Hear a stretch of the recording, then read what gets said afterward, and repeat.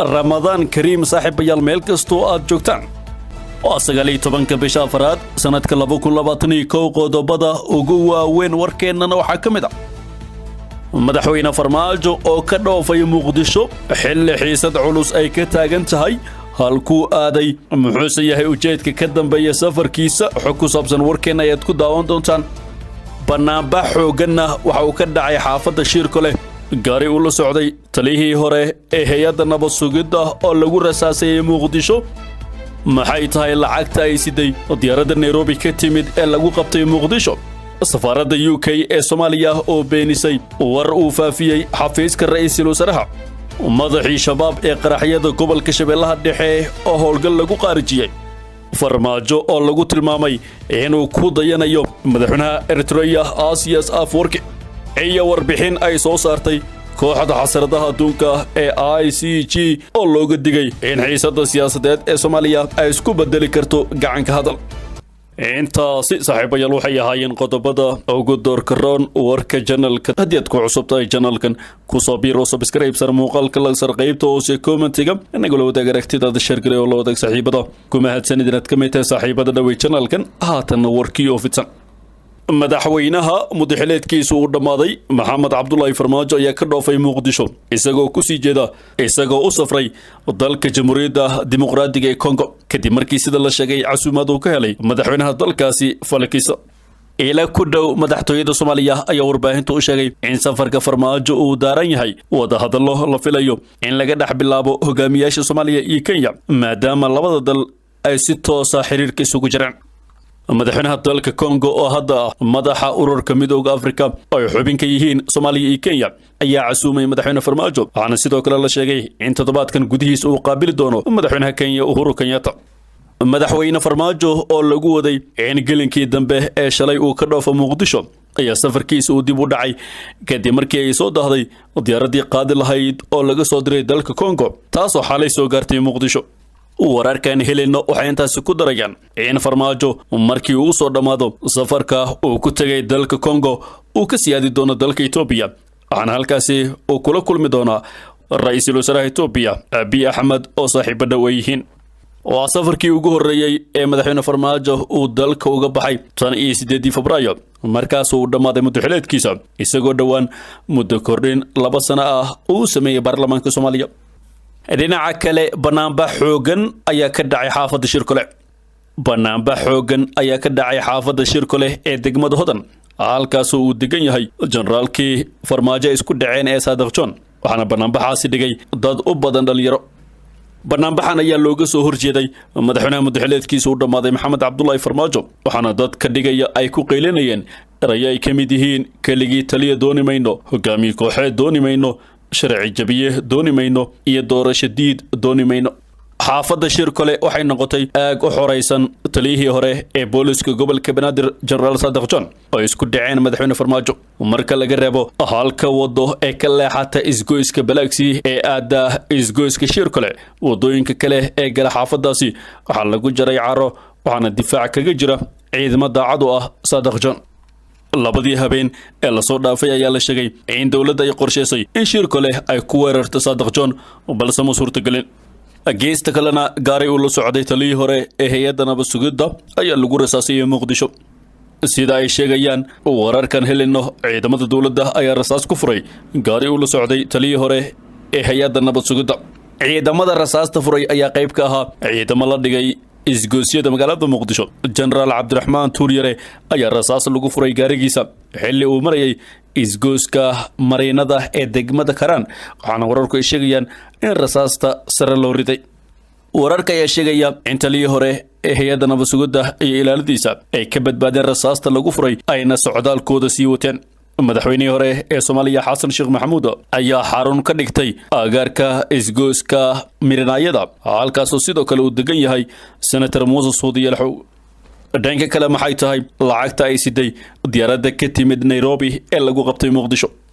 qoraal ka soo baxay taliska ciidanka booliska Soomaaliya ayaa lagu shaaciyay in garoonka diyaaradaha aadan cadde lagu qabtay lacag ka timid dalka Kenya iyo dadkii watay taas oo la sheegay in qatar ay ku ahayd amniga qaranka balse shaki badan ayaa ku gadaaman sheegashadani afayeenka booliska Soomaaliya Saadaq Aadan Cali Doodishe oo qoraal soo saaray ayaan shaacin cadadka lacagta ay qabteen iyo tirada dadka lagu qabtay intaba balse waxa uu sheegay in baaritaanay ku socdaan sharcigana la horkeeni doono qoraalka afayeenka booliska ayaa waxa lagu sheegay in cadadka lacagtaasi iyo eedeysanihii waday ay ciidanka booliska gacanta ku hayaan iyadoo baaris ay ku socoto cadaaladana la horkeeni doono waxaan bogaadinaynaa ayuu yiri ciidanka booliska iyo howlwadeenada kale ee ka howlgala garoonka sida ay u guteen waajibkooda shaqo dhinaca kale taliyaha guud ee ciidanka booliska Soomaaliya Cabdi Maxamed Xasan Xijaar ayaa qoraal u soo dhigay bartiisa Twitter-ka waxa uu ku yiri waxaan bogaadinayaa ciidanka saldhigga booliska garoonka caalamiga ee Aadan Cadde oo gacanta ku dhigay lacag tiro badan oo sharci darro ku soo gashay dalka lana socotay diyaarad ka timid dalka Kenya baaritaan dheeri ah ay xilligan ciidanka ku hayaan dhacdani ayuu taliyaha booliska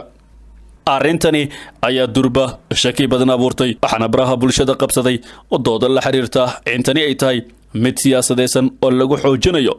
dooda dawladda ah in dalka faragelin lagu hayo waxaa sidoo kale tuhunka sii dheereynaysa iyadoo aan la soo bandhigin wax macluumaad oo la xiriira lacagtaas sida cadadka lacagta diyaaradda lagu keenay dadka la sheegay in lagu qabtay cidda loo waday iyo cidda soo dhiibtay toona xildhibaan Mahad Maxamed Salaad oo kamid ah siyaasiyiinta ka falceliyay sheegashada booliska ayaa qorshahan ku macneeyay mid indhaha dadka looga jeedinayo safar uu sheegay in Farmaajo uu ku tagay Itoobiya isagoo su'aal ka keenay sababta ka dambeysa in xilligan Farmaajo uu u safro Itoobiya dhinaca kale safarada UK ee Soomaaliya ayaa beenisay war uu faafiyay xafiiska ra'iisul wasaaraha danjiraha UK ee Soomaaliya Kate Foster ayaa iska fogeysay warar ay xukuumadda xilgaarsiinta ka faafisay kulan ay la qaadatay si hayaha ra'iisul wasaare ku-xigeenka dalka Mahdi Maxamed Guuleed afayeenka xukuumadda Maxamed Ibrahim Macalimu ayaa qoraal uu ka baahiyay kulankii Kate Foster iyo Mahdi Guuleed waxa uu ku sheegay in lagu wada hadlay xoojinta iskaashiga labada dhinac gaar ahaan dhaqaalaha iyo amniga daqiiqada kadib danjiraha UK ayaa ka falcelisay hadalkaasi waxaanay sheegtay in Mahdi Maxamed Guuleed ay kala hadashay mowqifka diidmada UK ee ku aadan qaraarka golaha shacabka oo ugu sameeyay muddo kordhinta madaxweynaha mudxuleedkiisa uu dhamaaday iyo hay'adaha kale ee dawladda sidoo kale Kate Foster waxay sheegtay in intii uu socday kulanka ay la qaadatay Mahdi Guuleed inay ku adkaysay muhiimadda ay leedahay in si degdeg ah loogu laabto qaab doorasho oo ku saleysan is-afgarad isla markaana madaxda ay dib ugu laabtaan wadahadaladii fashilmay dhanka kale ciidanka xoogga dalka Soomaaliya ayaa howlgal qorsheysan ay ka fuliyeen inta u dhaxaysa magaalooyinka Balcad iyo Jowhar ee gobolka Shabeellaha Dhexe waxay ku dileen madaxii qaraxyada gobolka Shabeellaha Dhexe oo qaabilsana kooxda shabaab iyo qaar ka tirsan ilaaladiisa ciidamada dawladda ayaa sidoo kale gacanta ku dhigay laba xubnood oo ka tirsan kooxdaas walina dawladda ma aysan shaacin magaca madaxii qaraxyada gobolka Shabeellaha Dhexe oo qaabilsana kooxda shabaab ee howlgalkaasi lagu dilay iyo xubnaha kale ee howlgalka lagu qabtay taliyaha guutada saddexaad qaybta 27 ee ciidanka xoogga dalka gaashaan la sare Abshir Maxamuud Maxamed Shitaqay oo la hadlay warbaahinta ku hadasha afka ciidamada qalabka sida ayaa sheegay in weli ay socdaan howlgal ka dhan kooxda iyo sidii looga saari lahaa deegaanada ay ku sugan yihiin shabaab dhinaca kale Farmaajo ayaa lagu tilmaamay inuu ku dayanayo Aasiyaas Afurki agaasimaha hay'adda xuquuqda aadanaha ee Human Rights Watch Kenneth Roth ayaa bartiisa Twitter-ka soo dhigay fariin qoraal ah oo ku muujinayo in madaxweynaha Soomaaliya Maxamed Cabdullaahi Farmaajo uu ku dayanayo madaxweynaha dalka Eritrea Aasiyaas Afwerki oo muddo badan xukunka haya qoraalkiisa Kenneth Roth waxa uu ku yiri la yaab ma lahan in madaxweynaha Soomaaliya Maxamed Cabdullaahi Farmaajo ay golaha shacabka u sameeyeen muddo kordhin hal dhinaca oo 2 sano xilli uu u muuqdo inuu qaadayo wadada madaxweynaha dalka Eritrea Aasiyaas Afwerki isla markaana xukunka haya muddo dheer kaasoo bilooyinkii ugu dambeeyay ay noqdeen xulafo aad isugu dhow hadalka agaasimaha hay'adda xuquuqda aadanaha ee Human Rights Watch ayaa imaanaya xilli wadamada beesha caalamka ay siyaabo kala duwan kaga hadleen arrinta muddo kordhinta ugu dambeynna xiisadda siyaasadeed ee Soomaaliya ayaa laga digay in gacanka hadal ay isku bedesho warbixin ay xaaladda siyaasadeed ee Soomaaliya ka soo saartay kooxda xasradaha adduunka ee ICJ ayaa ka digtay xaaladdu inay isku bedeli karto gacanka hadal xaaladda siyaasadeed ee ka taagan Soomaaliya ayaa cirkays ku sii shareertay wixii ka dambeeyay markii golaha shacabka uu muddo kordhin 2 sano u sameeyay hay'adaha dawladda go'aanka baarlamaanka uu hay'adaha dawladda federaalka muddo kordhin 2 sano ugu sameeyay ayaa ku soo beegmaya xilli ay natiijo la'aan ku soo dhamaadeen kulamo dhaxmaray madaxda dawladda federaalka iyo kuwa maamul goboleedyada kuwaasoo xal loogu raadinayay khilaafka hareeyay doorashada dalka Soomaaliya hay-adda ICJ waxay sheegtay in dalka Soomaaliya ay ka taagneyd xasarad siyaasadeed uu haatan galay wajigii ugu halista badnaa kadib markii baarlamaanka Soomaaliya 12 Abriil ay meel mariyeen go'aan ah in dalka doorasho qof iyo cod ah ay ka dhacdo muddo 2 sano gudahood taasoo madaxweyne Maxamed Cabdullaahi Farmaajo u suurtagelinaysa inuu 2 sano dambe xilka sii hayo tallaabada baarlamaanka uu qaaday oo ICJ ku sheegtay inuu yahay mid dalka Soomaaliya xaaladiisu markii horeba caga badan ay ku taagneen inay kaga sii darayso loona baahan yahay in miiska wada hadalka lagu soo noqdo si khilaafka jira wada hadal loogu dhameeyo dhinacyada mucaaradkana tallaabadaasi baarlamaanka kadib waxay ku dhawaaqeen inay dawlad ka barbar dhisayaan tan uu hogaamiyo Farmaajo iyadoo ay bilaabatay kala qaybsanaan siyaasadeed oo qabiil salka ku hayso kooxda ICJ waxay sheegtay in inkastoo laga dib dhacay haddana beesha caalamka sida midowga Afrika oo taageerayaan Mareykanka golaha ammaanka ee qaramada midoobay iyo midowga Yurub in looga baahan yahay inay u istaagaan inay abaabulaan ayna hogaamiyaan wada hadallo cusub oo dhaxmara dhammaan dhinacyada danaya siyaasadda Soomaaliya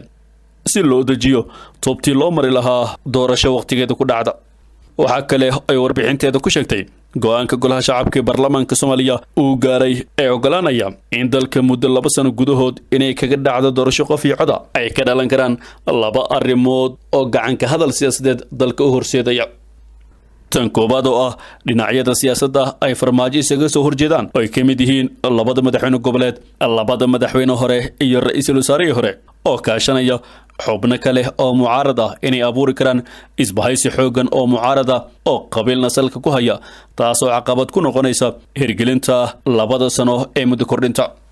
midda labaad waxaa cabsi weyn laga qabaa khilaafka siyaasadeed ee taagnaa oo siyaasiyiinta uun ku koobnaa inuu u gudbo laamaha ammaanka oo ciidamada hab qabiil ah ay u qaybsamaan iyadoo saraakiil ay ka mid yihiin